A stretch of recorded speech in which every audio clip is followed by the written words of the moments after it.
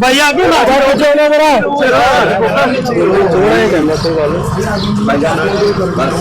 बस कितने में शॉट हो गया और पीछे